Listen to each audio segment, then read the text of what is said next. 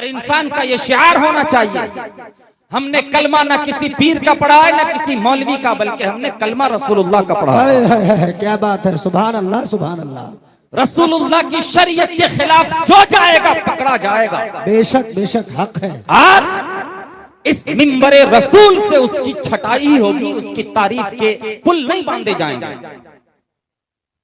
वो लोग जिसका जाहिर कुछ और बातिन कुछ और, तागूती ताकतों के साथ और तागूती ताकतों के दरपर्दा मुरीद होते हैं।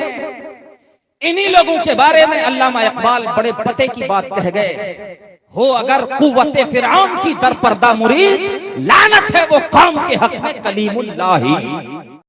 अल्लाह फरमाता है कुरान में,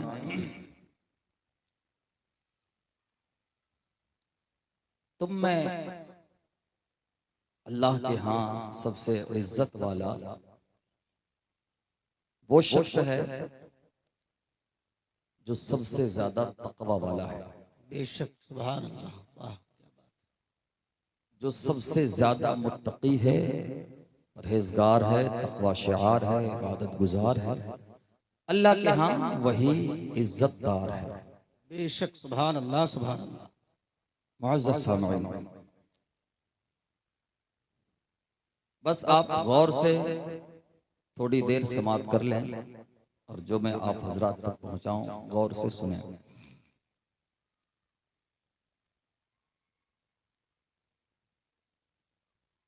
तकवा हर एक के मुनासबत से तकवा का मेयार अलग अलग है। एक काफिर इंसान है तो उसके लिए तकवा यह है कि वो ईमान ले आए। एक मुब्तदी मुसलमान है तो उसके लिए तकवा यह है कि बुनियाद इस्लाम पर अमल करे। बेशक बेशक हक है सुभान अल्लाह। एक फराइज का आमिल, उसके लिए तकवा यह है कि नवाफिल में कोशिश करे।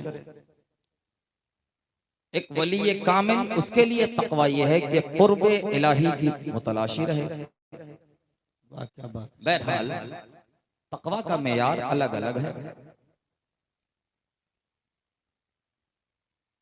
और वो इंसान जो इस्लाम की बुनियाद को छोड़कर तकवा तलाश करे तो उसको तकवा मिलना मुश्किल ही नहीं नामुमकिन है। और ये भी लिखा सूफिया ने कि 40 साल की उम्र के बाद भी तकवा मिलना मुश्किल है। हाँ, याद रखिएगा इसी बात को भी। 40 साल के बाद, हमारे यहाँ अमूमन लोग 40-45 साल के बाद अल्लाह को याद करते हैं, मस्जिद का रुख करते हैं। मुअज़्ज़ज़ सामिईन, आज का तो हाल ये हो गया है जैसे मेरे आका ने फरमाया, यज़हबु सालिहून अल अव्वल फल अव्वल व तबका हुफाला का हुफालत शईर अव तमर। मेरे आका ने फरमाया एक दौर आएगा कि अच्छे लोग एक के बाद एक चले जाएंगे, भूसा रह जाएगा। क्या रह जाएगा? भूसा। छिलके रह जाएंगे, भूसा रह जाएगा। जैसे खजूर का भूसा होता है और जौ का भूसा होता है। आज हम और आप इस दौर को देख सकते हैं जिसकी निशानदेही मेरे आका ने बरसों पहले फरमा दी थी। मुअज़्ज़ज़ सामिईन, बेशक हक है।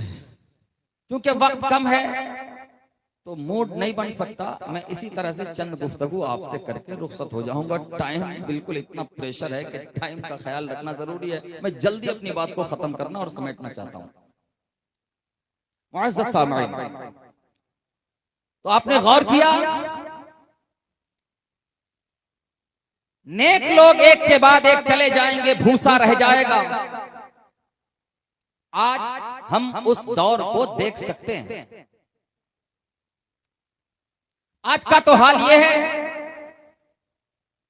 कि इंसान को देखो तो उसकी जबान पर हिकमत के चश्मे फूटे पड़े, और अमल का हाल देखो तो फिर जालिम नहीं अज़लमुज़ ज़ालिमीन नजर आता है। सही फरमाया था मेरे आका सल्लल्लाहु तआला अलैहि वसल्लम ने, इन्नमा अखाफु अला उम्मती कुल्ल मुनाफिक यतकल्लमु बिल हिक्मा व यामलु बिल जौर। मेरे आका ने यह फरमाया था, मेरे आका ने इरशाद फरमाया, लोगों सुनो, एक दौर ऐसा आएगा मुझे मेरी उम्मत पर हर मुनाफिक के सिलसिले में अंदेशा है। क्या अंदेशा है? वो मुनाफिक बात तो करेगा बड़ी हिकमत की, दानाई की, और अमल उसका जुल्म पर होगा। अमल उसका जुल्म पर होगा। मुअज़्ज़ज़ सामईन, एक बात याद रखिएगा, हर इंसान का ये शिआर होना चाहिए, हमने कलमा न किसी पीर का पढ़ा है न किसी मौलवी का, बल्कि हमने कलमा रसूलुल्लाह का पढ़ा है। क्या बात है, सुभान अल्लाह सुभान अल्लाह।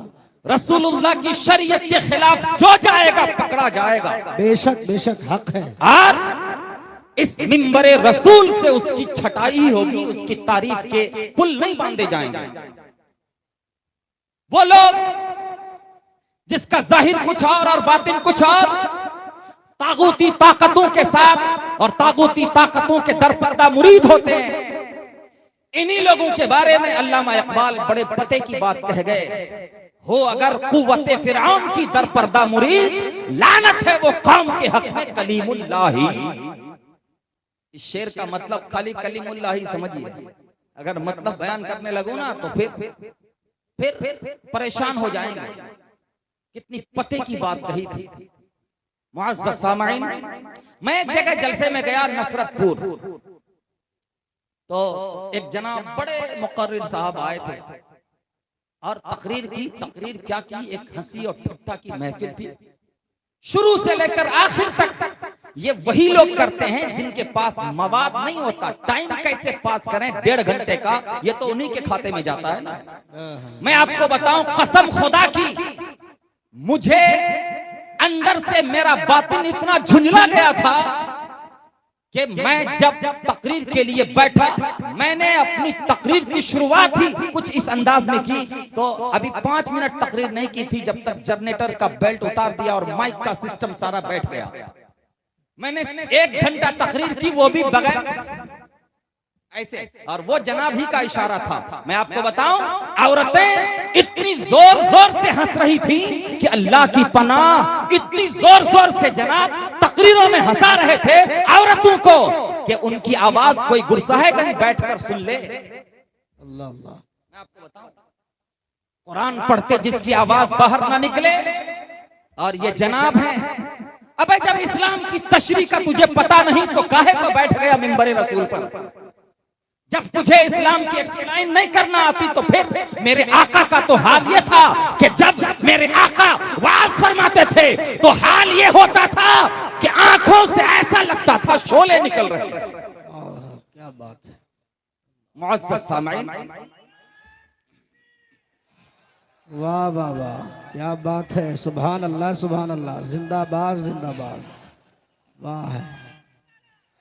मुअज़्ज़ज़ सामईन, बस मैं अपनी गुफ्तगू को जल्दी समेटूं, बातें तो बहुत थी, बहुत है। मुअज़्ज़ज़ सामईन, गौर करिए जरा।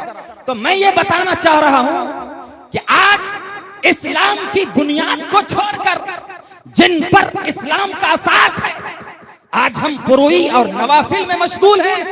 ये यकीनन शैतान का एक फरेब है जो इबादत के पर्दे में हमें हलाक कर रहा है।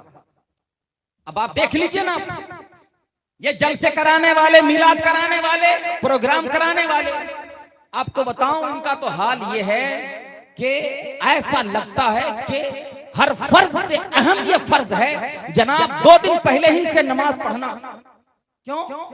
क्योंकि भाग दौड़ करनी पड़ेगी ना, इंतजामात करने पड़ेंगे जनाब के ऊपर, तो बहुत बड़ा बोझ है। अब नमाज जाए बला से पीछे रहे, अब तो ये जलसे के इंतजामात करने हैं ना, फिर नमाज जाए बला से इनकी कोई फिक्र नहीं। ऐसा लगता है जैसे हर फर्ज से ये अहम फर्ज है, जबकि इसका दर्जा इस्तेहबाब का है। तुम नमाजें छोड़कर फराइज को पसे पुश डालकर कौन से अल्लाह की खुशनुदी हासिल करना चाहता हो, मुझे भी तो बताओ। जानते हो मेरे आका ने क्या फरमाया था? मेरे आका का इरशाद है, गौर से सुनो मुसलमानों, मेरे आका का इरशाद है, 4 फरदहुन्नल्लाहु तआला, अरबाउन फरदहुन्नल्लाहु, मेरे आका ने फरमाया 4 चीजें हैं जिनको अल्लाह ने फर्ज किया है। क्या है? 4 चीजें हैं जिनको अल्लाह ने फर्ज किया है। गौर से सुनिएगा मेरी गुफ्तगू को। मेरे आका ने फरमाया फमन अता बिसलासिन ला युगनीना अन्हु शैअन।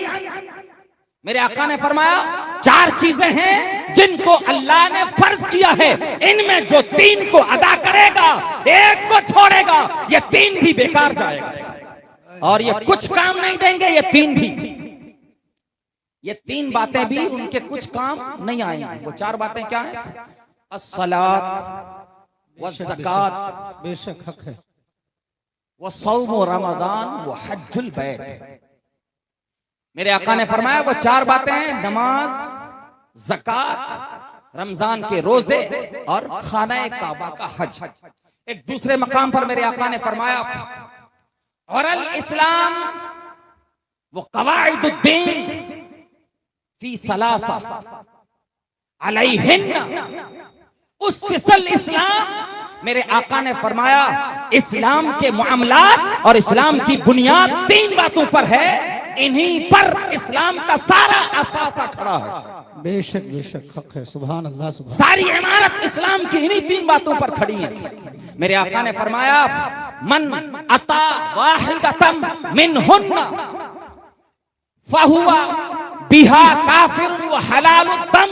मेरे आका ने बहुत बड़ी बात फरमा दी है। मेरे आका ने फरमाया कि जो इन 3 में से 1 अदा करेगा, बाकी 2 को छोड़ देगा, तो वो अल्लाह के साथ कुफ्र करने वाला है और उसका खून मुबाह है। क्या फरमाया? उसका खून मुबाह है। फिर मेरे आका ने फरमाया वो 3 बातें क्या है? शहादतु अल्ला इलाहा इल्लल्लाह व सलातुल मक्तूबा व सौम रमजान। वो फी रिवायतिन मन अता मिनहुन्ना वाहिदतन फहुवा बिल्लाहि काफिरुन ला युक़बलु मिन्हु सर्फन वला अदला क़द हल्ला दमुहु व मालुहु। मेरे आका ने इरशाद फरमाया लोगों सुनो, ये 3 बातें वो हैं कि जिन पर सारा का सारा इस्लाम खड़ा है।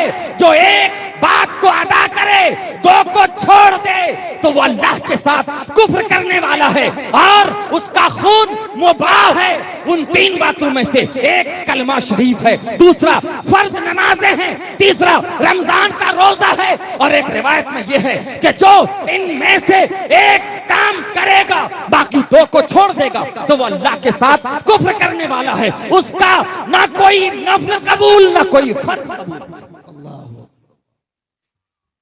उसका खून और उसका माल दोनों मुबाह हो गया। दोनों मुबाह होने का मतलब समझ रहे हैं? यानी अगर उसे कत्ल कर दिया जाए तो उसके खून की कोई कीमत नहीं, उसके माल की कोई कीमत नहीं। एक तरफ तो इस्लाम की बुनियाद का ये हाल है और एक तरफ हम जलसे कराने वाले, ये देग और फातिहा और ये नवाफिल और ये मुस्तहब्बात में लगने वाले। गौसे पाक का फरमान, वक्त नहीं मैं आपको सुनाऊं, आप आश करते रह जाएंगे। क्या फरमाया? खुद आला हजरत ने इसी बात पर कि नवाफिल बगैर फर्ज के अल्लाह मुंह पे मार देता है, कबूल नहीं फरमाता, इस मौजू पर एक किताब ही आला हजरत ने लिख डाली है, जिस किताब का नाम है आजुल इक्तिनाह। पूरी किताब इसी बात के ऊपर है कि कोई भी नफल अल्लाह कबूल नहीं फरमाता जब तक के फराइज ना अदा किए जाएं, जब तक के फराइज। और हमारे यहाँ का हाल क्या है? जैसा कि मैंने आपको बताया है, जलसे मिलाद खतना का प्रोग्राम हो तो फिर जनाब इतनी ज्यादा भाग दौड़ और टेंशन। मैंने देखा इसी कुसुमखोर में कि जनाब नमाज पढ़ने वाले थे पहले से और आदी थे नमाज के, लेकिन चूंकि उनको जलसा कराना है, चंदा करने के लिए गए, 2 दिन पहले से नमाजें छोड़ दी और फिर जब वहां से आए तो जनाब तो थक चुके थे ना चंदा करते करते। जब यहाँ आए तो 3 दिनों तक यूं ही नमाज छोड़े रखे। अब आप बताएं ना जरा कि तुम क्या बतलाना चाहते हो कि इस्लाम में ये चीजें अहम है या वो चीजें अहम है? अगर इन नवाफिल का मर्तबा फराइज से ज्यादा होता तो अल्लाह इन्हीं को न फर्ज कर देता। अल्लाह ने नमाजें फर्ज की, अल्लाह ने मिलाद फर्ज नहीं किया। अगर तुम ये करो जल से तो अल्लाह के यहाँ सवाब पाओगे, लेकिन तब जब कि तुम फराइज को अदा करके जाओगे तब। बेशक बेशक बेशक। बगैर फराइज को अदा किए नवाफिल। और मैं तो आपको बताऊं, जिहालत तो यहां तक आ चुकी है कि अगर कोई बीमार पड़ जाए ना, बीमार पड़ जाए तो अगर इलाज ना कराओ, अगर हामिला है तो 9 महीने में कम से कम 18 अल्ट्रासाउंड ना कराओ तो खैर नहीं है। हाँ, ये लड़की वाले न जाने कैसी चढ़ाई कर दें और इलाज नहीं कराया तुमने कोताही बरती, तुमने इस संगीन मामले को कोताही में और नहीं तो लाल से काम लिया। मैं आपको बताऊं, अब आप जरा गौर कीजिए ना, वही शख्स के जो इलाज मुआलजे के सिलसिले में इतनी ताकीदें करता है, हालांकि ये इलाज मुआलजा एक सिर्फ जायज काम है, यानी अगर कोई बगैर इलाज किए मर जाता है तो वो गुनहगार, बोलिए, गुनहगार नहीं होगा। इलाज मुआलजे का स्टेप इस्लाम में और मनसब सिर्फ और सिर्फ जवाज तक है, जायज है। लेकिन अगर जरा कोताही बरतो तो समाज वाले तान तशनी के शिकार हो जाते हैं और न जाने कैसी कैसी बातें करने लगते हैं। ऐसा लगता है कि ये इलाज मुआलजा इस्लाम में हर फर्ज से अहम फर्ज है। मैं बताना ये चाहता हूं कि कैसे हम लोगों ने गूदा छोड़ दिया और सिर्फ छिलके के पीछे पड़ गए। हम वाकई भूसे हो गए और हमने असल और बुनियाद और गूदे को छोड़ दिया और छिलके के पीछे वाकई पड़ गए। आप जरा गौर करिए मुअज़्ज़ज़ सामईन। बहरहाल चूंकि हमारा वक्त हो चला है, अब मैं अल्लाह अज़्ज़ा वजल की बारगाह में तौबा करता हूँ। मौला, अगर मुझसे बोलने में किसी तरह की कोई खामी और लग़्ज़िश हुई हो मौला, फिर मैं तेरी बारगाह में इन तमाम हाज़िरीन की मौजूदगी में और सबको गवाह बनाकर सच्चा रुजू लाता हूँ। अस्तग़फिरुल्लाह रब्बी मिन कुल्लि ज़ंबिन व अतूबु इलैहि। पढ़िए कलमा शरीफ, ला इलाहा इल्लल्लाहु मुहम्मदुर रसूलुल्लाह सल्लल्लाहु तआला अलैहि वसल्लम। अस्सलामु अलैकुम व रहमतुल्लाह।